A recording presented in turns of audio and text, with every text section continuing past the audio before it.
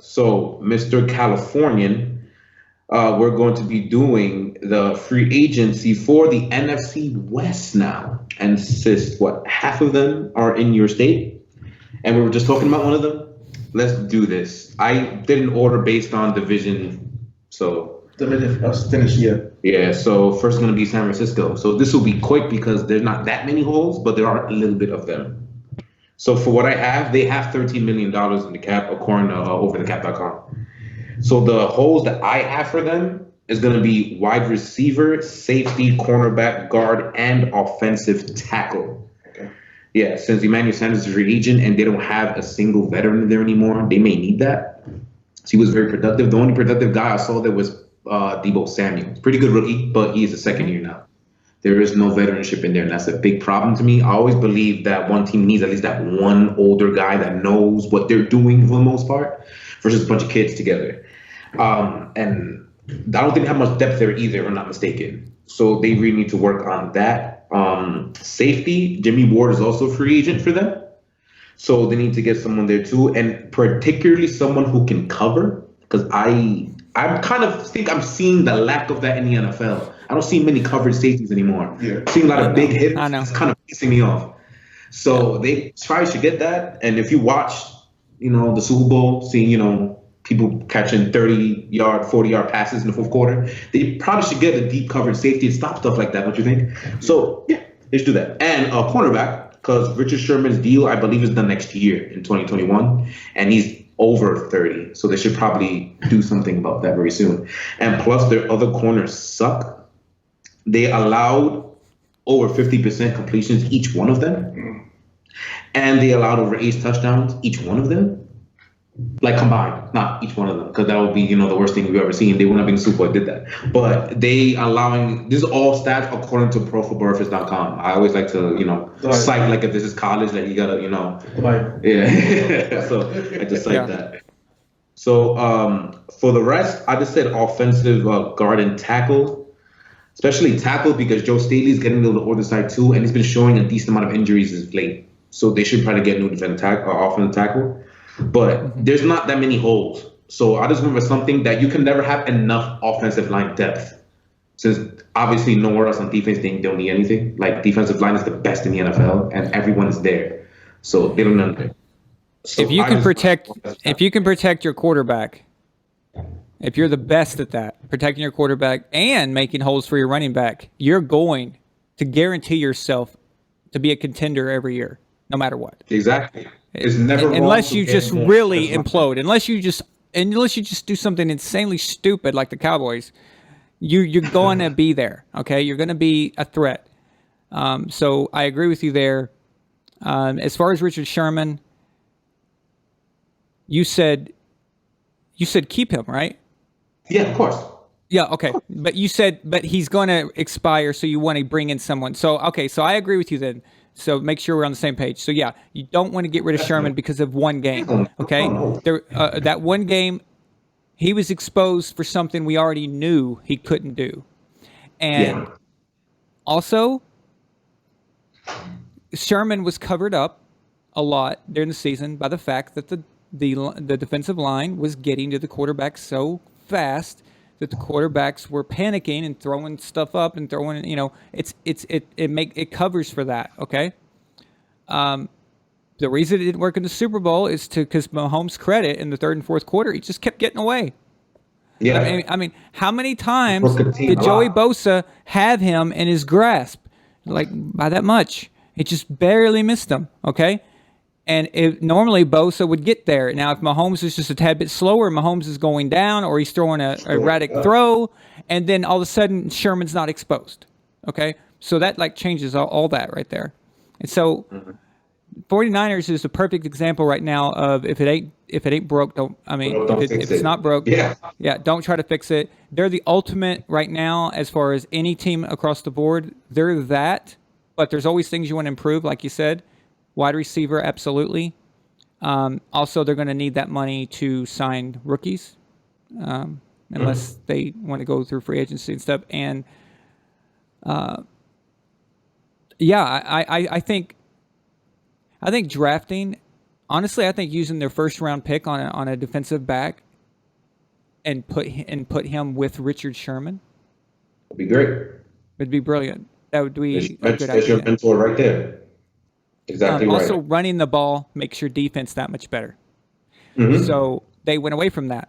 Okay, in the third and fourth quarter, they stopped running the ball, and now all of a sudden, what happens? Your defense is out there all day chasing Mahomes all over the field, or chasing Tyreek all over the field, or Travis Kelce. Well, you're gonna get tired. That's gonna start to expose you. So human nature. It's a coaching thing too, but the 49ers are as far as all over the board, and you said it at the very beginning, they're across the board. They're the most already ready to go back if they don't screw it up. So, yeah. One thing I was thinking for them, though, is I forgot about Marquise Goodwin. They still have him under contract. So I wonder what they're going to do about that, because he is taking a little bit of pay. I think it's like 7 to 9 million coming off the cap for him this year. So I wonder if they're going to try to move him, or they're going to try cap hit? Yeah, something like that. It's pretty big for someone who I don't even know what he is. He had a broken leg, I think, and he's a speedster. I don't know how that's going to affect him. And I think he's going to be 29 though, or he is 29. Which one of the two? So I wonder if they do anything about him. That's a good. Just a thought. Well, because if you can get out of that, because you remember, if they cut him, then there's dead money and all that garbage too. Yeah, so you've got to find an area where you got to replace him. Who are you going to get for a certain amount where it makes sense to accept the dead money? Which means you're going to have to bring in someone who's around 5 or 6 million probably. And if that person's out there, then go for it. Emmanuel Sanders, if you can get him one more year on a good deal, okay? Because I think I think he would have been a lot better. He just came in the midseason, okay? Mm-hmm. And Mike Shanahan. I always want to call Kyle Mike, okay? I grew up watching Mike Shanahan coach the 49ers as their coordinator, and then the Broncos. I always want to call him that. But Kyle has a complex offense. It's so that's true. Give Sanders time, and I'm a big believer in veteran experience sometimes can be more important in the locker room than their play on the field. That's exactly my point, 100%. Yeah. If you can get him for a good deal, I think people are bailing on Sanders too quickly just based off a few things. And by the way, that throw, that missed throw, that Jimmy to Sanders that everyone's crapping on Jimmy about, that wasn't a missed throw. Have you watched that again? Did you watch that closely, everything that went on that play? I'm about to in a minute. I have Game Pass right on my phone. Jimmy threw that in the right spot. It's just Sanders was held. Straight up held. And that's why he wasn't there. I got more homework to do then. I can't wait to watch this tape in a minute. Yeah, all right. So go check that out again. Definitely going to. So Sanders, but I'm just saying, if that play happens, if he doesn't get held, Jimmy hits him and they win the Super Bowl, Emmanuel Sanders, we're talking about him as one of the greatest free agent or greatest acquisitions of the 2019 season.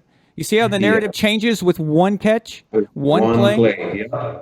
So let's not freak out just because that play didn't happen. He still got something to offer. So I'll tell you what, I would have taken him.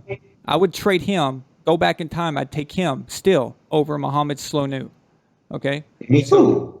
In a second. So, pump the brakes on not you guys, but I mean everyone else. Pump the brakes. Third string receiver in Cincy when he was in his prime. So what the hell he's going to do over Emmanuel Sanders, who was a starter?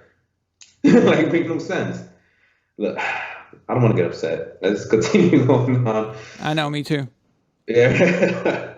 We want the Seattle Seahawks. They have actually a pretty decent cap. Their cap is $51 million, which I didn't see coming. That is fantastic because Russell Wilson probably has back problems right now because he was carrying that offense. And well, speaking of back problems, you already know the first two positions I'm thinking at. Guard and tackle. Since a corner Pro Football Focus, because I like them when it comes to offensive line, because they usually study each specific person on the line, because that's one of the harder things to judge. They ranked that offensive line 27th overall. Mind you, they said they liked their run blocking, so that's how abysmal their pass blocking was, which we all knew was coming for the last 5 years has been that way. So we saw that coming, but this year was interesting. That's why I was telling everybody Russell Wilson was MVP. Russell Wilson was MVP. No question. He was out there alone. Man. And alone. And my God, if Russell's on Baltimore with the way they schemed around around him, if they had morphed their team around him the way they did for Lamar, imagine that. Okay, it's just to the Super Bowl. Kansas City's not beating them if they had Russell Wilson the quarterback, because he throws a billion times better than Lamar Jackson. It's not a question. No. Let me not get started on Baltimore either. I can't wait to. Anyway, I knew they'd be exposed though. So yeah, let me go defensive end. I have third actually. So what are they doing with?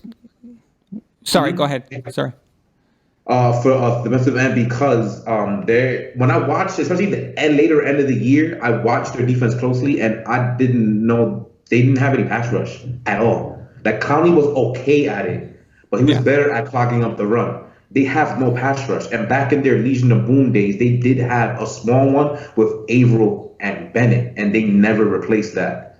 Then again, of course, they don't have that ridiculous secondary either with Sherman and Thomas and Chancellor and Maxwell. But you still need some type of pass rush. Like, where was it? There was none. Like, I don't get it. Like, look at that Green Bay game, especially. Like, Aaron Rodgers had, a hammock, was in palm trees, chilling, waiting for passes to go through. They got disturbed somehow. They did not do that at all. Using numbers, I don't like to use it that much, but using numbers, the only person that had anywhere close to 30 pressures was Clowney. Everybody else was 16 and below for a 16-game stretch, which is absolutely abysmal. That's awful, and especially when you're in a division like the NFC West. Now, but again, as much as I love, everyone knows I'm a big Russell Wilson fan, but this is what happens when you make the decision to give your quarterback all that. You made a statement that we are now an offensive team. Well, that's what you got to do now. Yep. So you can't half-ass have a defensive team put together while paying your quarterback that money. It's really just all or nothing. So you're going to have to focus now on hoping that Russell Wilson is like Patrick Mahomes and he's going to outscore and cover up for how bad your defense sucks. And that's really so what they're doing is they're in no man's land. They're like, oh, we want to pay Russell Wilson, but we want our defense to be good. We want the Legion of Boom back, but we also have to pay Russell. You can't. No. You made your bed, now you got to lie in it and go for it, and that's what you've got to be now. And that's their problem. They're trying to be both, and they thought Clowney was going to suddenly make them the old Seahawks, and that would change everything. And it's not realistic, man. It was dumb. Why would Houston give him up if he was that powerful to begin with? So, and not only that, injury problems. But I'll tell you something about injuries, though. Have you noticed that certain teams have more injuries than other teams? Oh yeah, it's got to be something to do with the the medical staff, huh? Like the Chargers, for example. Happens a lot. This has got to be a medical staff incompetency. Bless you. That was random. And I just think, that's. Yeah, because Houston had that problem like that. So, I don't understand how. Yeah, the rest of the things I got is basically the rest of the defense, cornerback and linebacker, more for depth. Because their corners are okay, but they're just okay, and that's not good enough. But again, what did we talk about the last 2 minutes? How am I supposed to be able to, replace my corners, the great ones, if I don't have that? So you're not. It's not going to happen. So that's why they really should focus on the bum two linemen. Get me linemen, and we'll see where it goes from there. Yep. Let me see. That's what you've got to be. You've decided to pay your quarterback as if he is the 07 version of Brady or something, okay? Yeah. And that's what you paid him like. So now you've got to live by that. And Brandon Sheriff is available. Just saying, one of the better guards in the NFL coming out of Washington. I'm sure after what happened to Trent Williams, he may want to run away from there. Yeah. So maybe they should. They have $53 million. How about you go get him and get your line bolstered up? That's a thought. It's a try. Why not? For $53 million, you can build up the offensive line. You can get Russell some targets, and then use the draft for nothing but defense. And hopefully you hit. Hopefully you get some good dudes. Make some deals. Do whatever you got to do. If I'm Pete Carroll, Pete Carroll's older than Belichick, right? And if I'm Pete Carroll, I'll just say, listen, trade future picks or whatever. I don't care. Let's just load up. And Russell, we got Wilson. We got this locked in. Let's just go for it. Let's just go hardcore. That's what I would do if I was Carroll. And I think he has that kind of clout in our organization. He does. He does, and he's pretty good at drafting in the lower levels of the draft anyway, like 4, 5, 6 rounds. He could probably get somebody to plug in, from there. Mm-hmm. So if anyone can do it, it's definitely him. No question about that. So they're in decent shape, but they need to get Russell Wilson some blocking, like in a desperate way, and they'll be all right. Next, this was the hardest team for me to do as of yet, and that's the Los Angeles Rams. Their cap is $14 million. I called them purgatory. I said that in early episodes. Actually, said that too. They're purgatory. They are. I don't.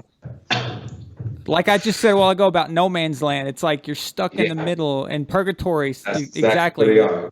You just can't do that. You've got to commit. If you're stuck in the middle, you're gonna. It's just not gonna work. And they already started bad by that trade they made. Yeah. Okay. So why was that done?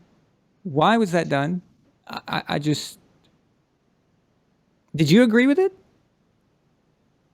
Well, I'm indifferent. Because you're talking about the Cooks one, right? Are you talking about?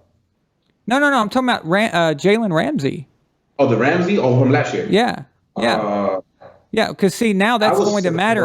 That's going to matter.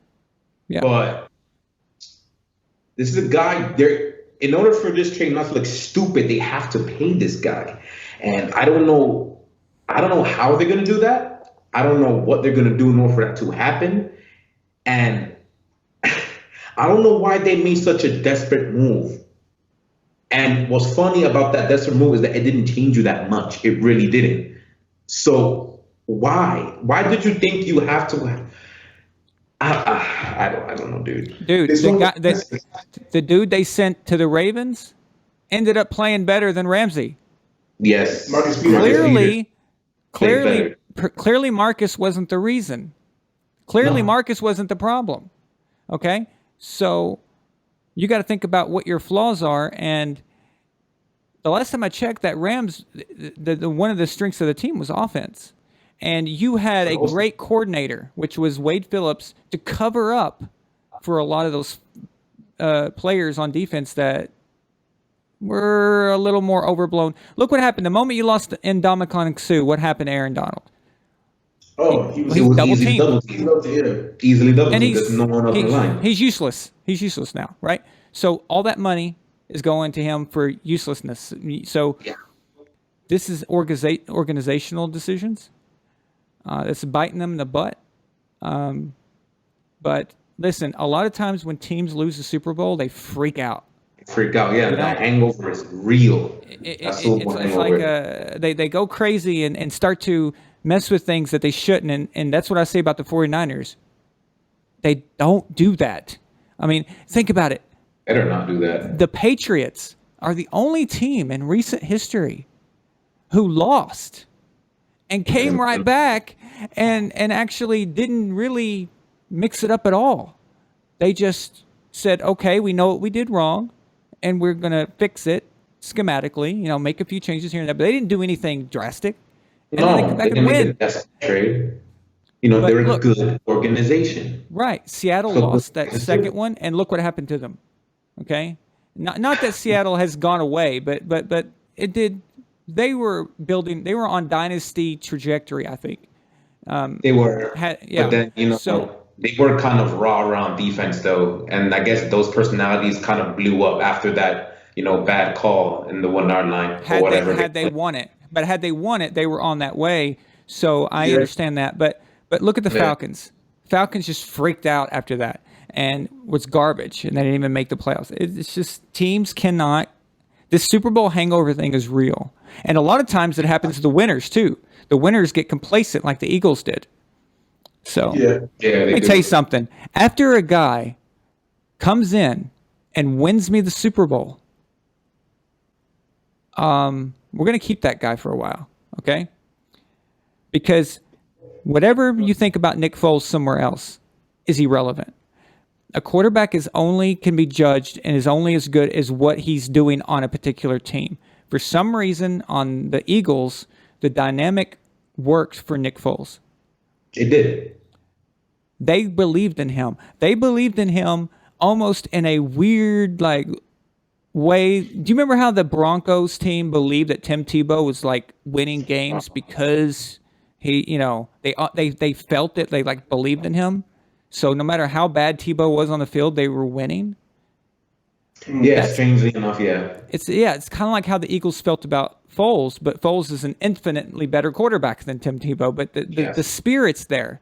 They don't feel that for Carson Wentz, But what do? They freak out and they give Carson Wentz all that money and everything, and it's like, why?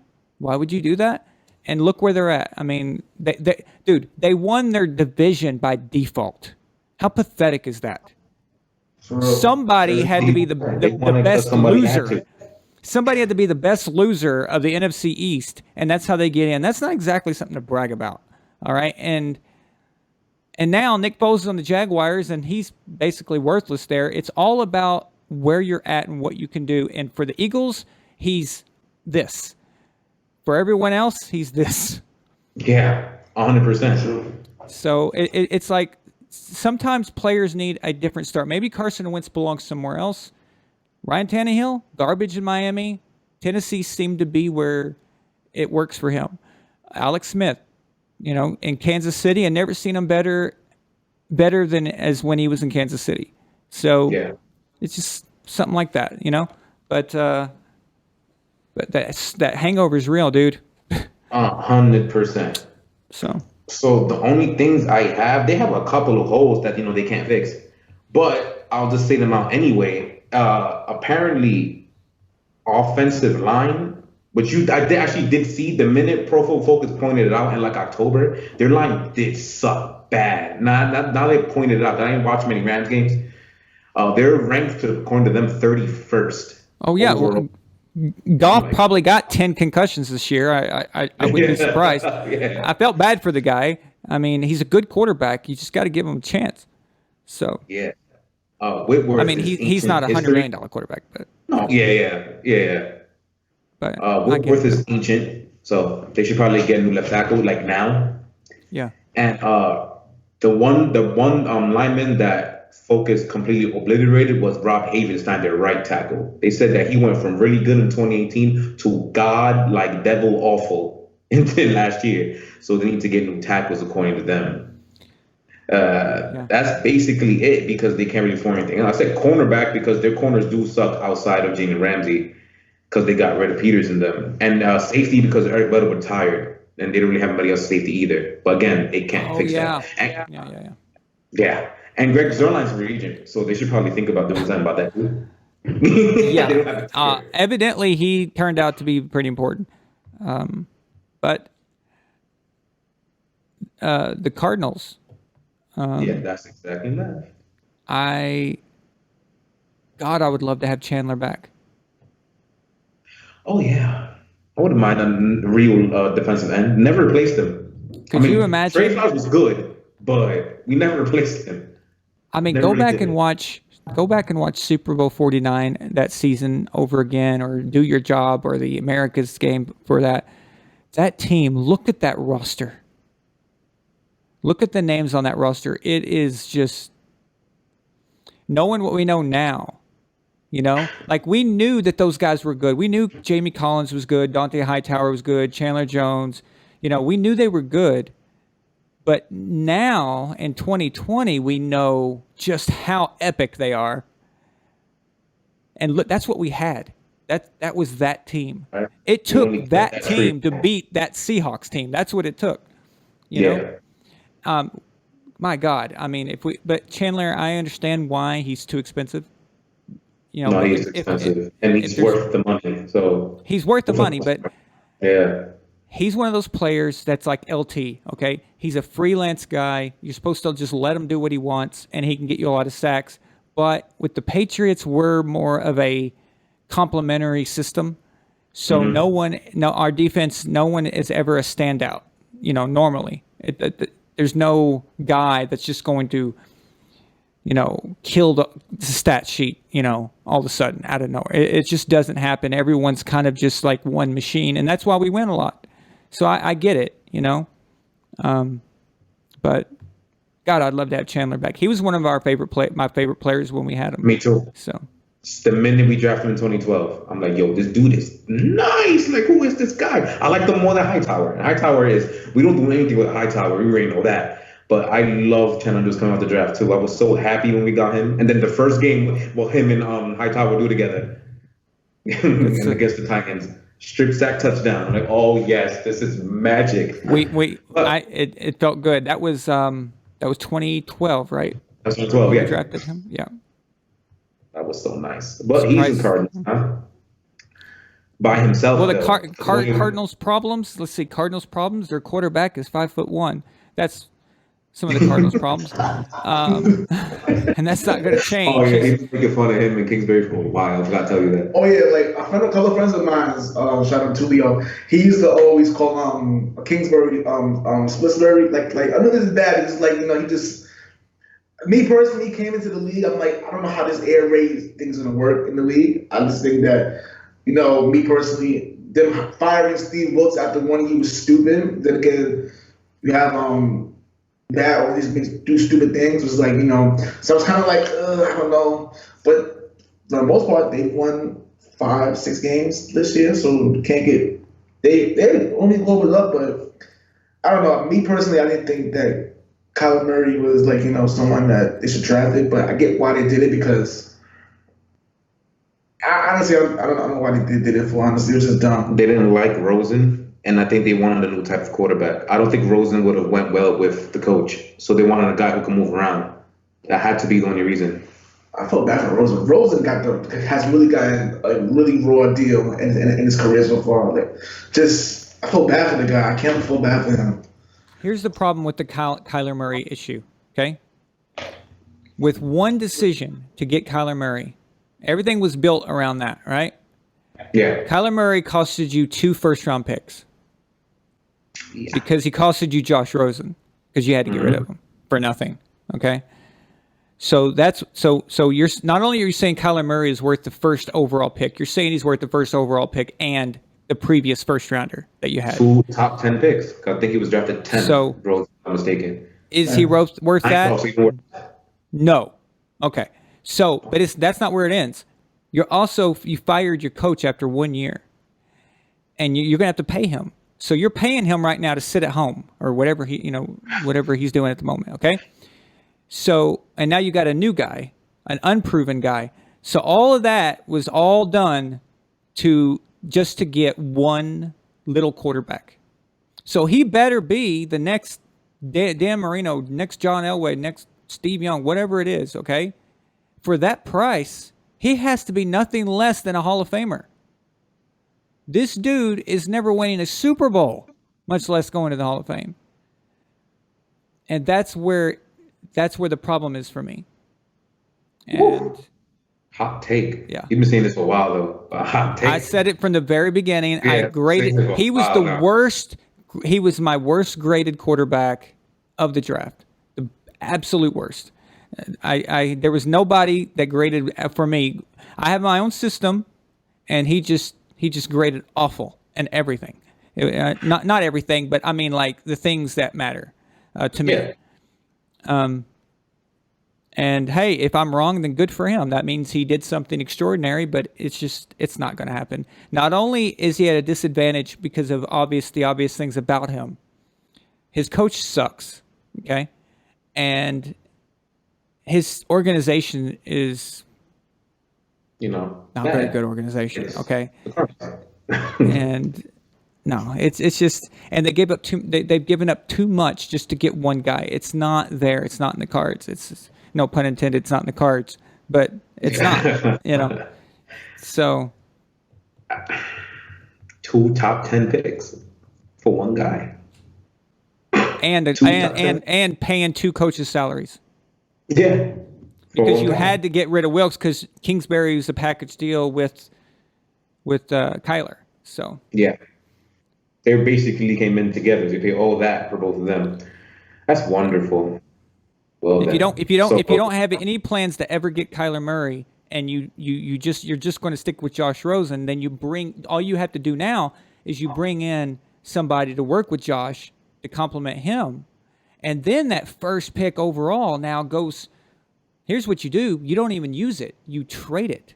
Trade down. Trade it. 100%. You turn that into a bunch of picks, and then build up your team.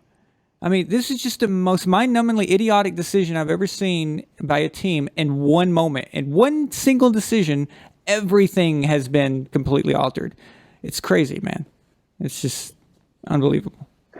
What they could have done, So the number one, and Kyler was rated so high to everybody too. That number one pick was beyond valuable last year. You could have got a lot for it, man. You could have got a ton of picks. You guys remember what the Cowboys did when they traded Herschel Walker, to the Vikings for all those picks. They made a dynasty out of it, man. And they drafted a dynasty because of that, yes. And see, the reason I bring that up is because they already had Troy Aikman.